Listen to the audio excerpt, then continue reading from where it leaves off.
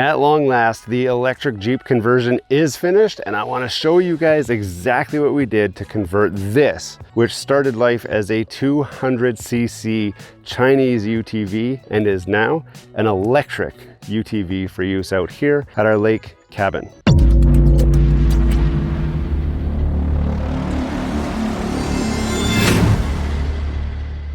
So let's start by showing you guys exactly what we've done here to convert this to electric. I'm going to walk you through everything that we've done.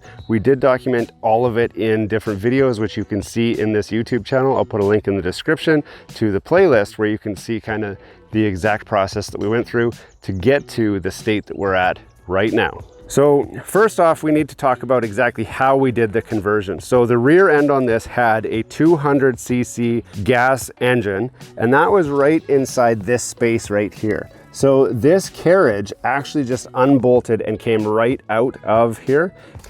And then lucky enough, the electric assembly, I bought this whole axle, so it came as an axle here with a differential, and the motor mates right up to it. So it was actually a pretty easy swap. We used some axle bolts here to clamp that on. There you can see the top hats of them right here. So this was just a trailer axle bolt kit. And then you can see this is a 2-speed assembly. I use it in high gear. I have tons of torque for low speed acceleration and everything, so I'm not worried about that. You can see the wiring here. I can't show you the wiring here. I do have wiring in much greater detail in a different video, but the wiring was quite simple if you know anything about electrics and electronics. But the mechanical components, it just bolted right onto this frame and it just became the wheels. So the whole rear assembly. Before we get too far into this video, don't forget to subscribe to the channel down below. If you've seen some of our content already and have not subscribed, we want you to join our community. Smash that like button, hit subscribe, and let's get back to the video. So inside the hood, we have, let's see if that hood will stay up. No. We have the controller. So this is the main motor controller assembly right here. This needs, it's a 60 volt motor. So we do have a 60 volt battery. This is it right here.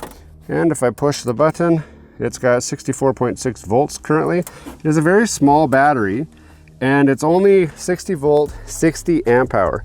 So that gives me enough power to get up and down the lake. I get at least 25 minutes of runtime going up and down hills.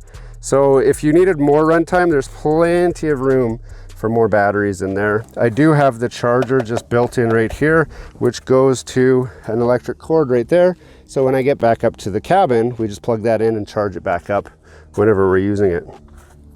The entire front assembly was all still stock. So whatever's here is what was here, the steering, the braking, everything. I do have a DC 60 volt to 12 volt adapter there. So that's this guy right here. It converts the 60 volt power from this battery down to 12 volts. And then I run that up to this fuse box. And then I use that fuse box to drive things, mostly my headlights, my marker lights. I've got a horn on here. So I drive all of that off of the 12 volt system.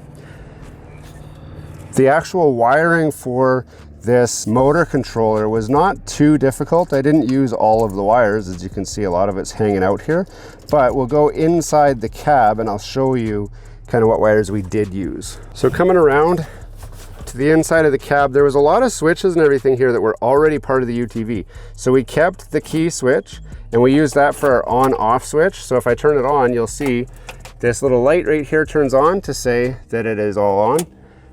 And that is off of that 12 volt ignition. So we actually just power up the controller with this 12 volt and that's it. This is now my headlight switch. So first position is marker lights, second position is headlights, and it's all driven off of this key switch. So if the switch is off, then these automatically turn off. I also have the horn, which this was always the horn button. This is the headlight switch, and I actually use this as my forward reverse switch. So up is forward, down is reverse. So it works really good for that. It kind of matches what a golf cart would normally have for your switches. And then up under here, I got this guy. Now this is my 3-position speed switch. I use this, I hide it under the dash because I don't really want the kids to be able to find out that they have different speeds. The top speed on this cart is about 45 kilometers an hour, so it's actually pretty good. It flies along. The speed limit in here is actually 15 kilometers an hour, so we can go way faster than what the speed limit is. So we did have to figure out something for the gas pedal assembly. So I got this, which is just a little cheap Rio, well, 0 to 5 volt gas pedal, and I was able to just screw it right onto the frame. And it works really good in this orientation. It connects right up to the controller. The brake pedal, I used the brake pedal from before, but I did lose my e-brake because there's no e-brake assembly that came on this rear axle. So what I did for the brake is actually just added this little toggle here. If you push the brake down and then push that, then this toggle keeps the brake pedal pressed. And that's the same as our e-brake. So I just push this down, release that toggle, and then the brake comes up. So that worked really, really well. You can see I got those on Amazon, and then I just welded it to the tab that was there. That was the easiest solution I could come up with for an e-brake. There are a lot of different ways you could solve this problem, but that's the way that I figured out. And then there wasn't a lot of storage. So I got these, which are baskets for a golf cart. And it was too wide to go across the whole thing because it hit your handle on the steering wheel. So I just took half of it and mounted it up here. So I've got a basket up here, and then I put the other half down here. So I have a basket down here. Now this basket was actually quite expensive. It was like 100 Canadian dollars, which seemed like a lot. And after figuring out how I did mount this on here, I might, if I was gonna do this again, I would probably look at just doing, going to the dollar store and getting some sort of baskets that I could mount up here, because they have some baskets that are very comparable to this that would work just as well and are significantly cheaper. If you want to use a basket like this, I will put a link in the description where you can get that. And now we can just kind of step back and look at the entire assembly, or the entire cart, so you can see kind of what we're looking at here. It is a beautiful cart. It gets thumbs up everywhere we go. And I don't think everyone fully appreciates what we've done. They think that we've modified a golf cart, which, you know, is kind of cool in itself. But I think doing the gas to electric conversion is way cooler than thinking that this was a golf cart that we did a body swap on.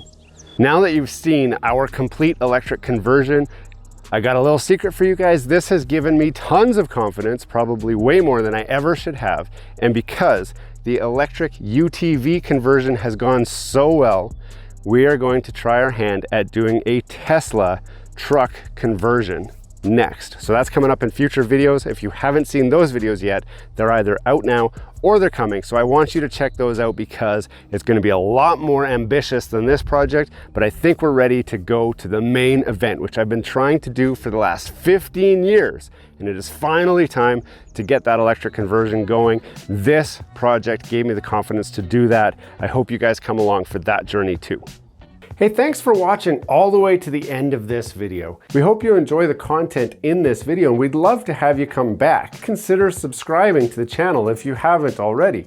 And for those subscribers who are looking for that extra special thing that you can do to support this channel, consider joining our members group. That's where we're building this community, the Gears and Tech community, where we can all enjoy content together.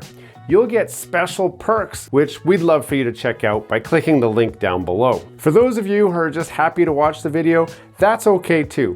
You can check out some of our other content right over here, where we've got some previous videos that have already been uploaded and enjoyed by many of our viewers already. We do hope to see you again. This has been Gears and Tech. Have a great day.